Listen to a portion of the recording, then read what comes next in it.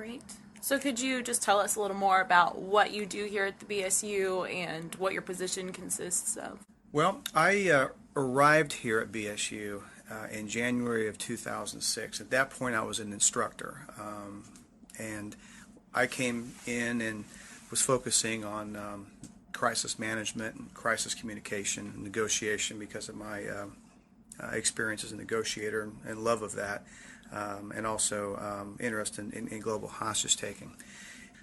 Became interested in kind of moving up, and and got a great opportunity to become the unit chief of behavioral science unit. So I put in, and eventually I was selected. And since then, I've been kind of reworking the BSU and expanding the programs. Typically, we have been focused on violent crime, and we were the ones that developed profiling and criminal investigative analysis and term victimology and serial killing, and all that came through our National Academy classes over the years back in the 70s and 80s.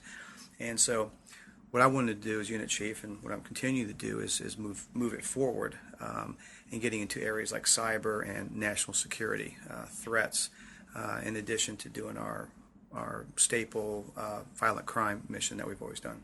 Great. So would you mind just describing the structure of the unit and the function of the various staff members you have here? Sure. The Behavioral Science Unit has been around since 1972 as part of the FBI's training division, and we are physically located in the basement area of the FBI Academy in Quantico, Virginia. We are one of a number of training units here at the FBI Academy. And what our main function is here is to train our National Academy students that come in. And the National Academy is kind of like the War College for law enforcement. It's been in existence since about 1935. At the time that this academy was formed or built in 1972, the National Academy program was moved over here. And what that program involves is experienced law enforcement officers, mid-level management types that compete to come to the FBI Academy for about 11 weeks. And when they get here, they choose whatever courses they want to take. And if it's in behavioral science, they'll come to our unit and take our courses. If it's in leadership, they'll go to leadership units, and there's also forensics and communication and other areas that they can learn. Now, with that training, in addition to National Academy, we also teach new agents training. We teach the FBI intel analysts, and we take our courses and our blocks of instruction literally worldwide, all over the world, where we'll get requests for training from everyone. And now, in addition to supporting our traditional law enforcement clients, we also train the military, the intel community, and some of our international partners.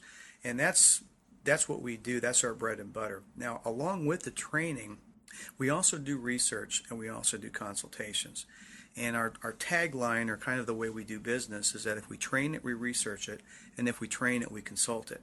And that's an important model, because the consults are the things that a lot of times we're known for, where a police officer will call us, and he'll, let's say, ask for interview strategies. Let's say he's working a gang matter, a violent crime, maybe an aberrant behavior, a weird sexual type crime, and he'll call and want help. And he may only have one shot to interview the subject, and so we try our best to give him some idea of strategies and tactics to get the person to confess, or at least make admissions based on the behavior,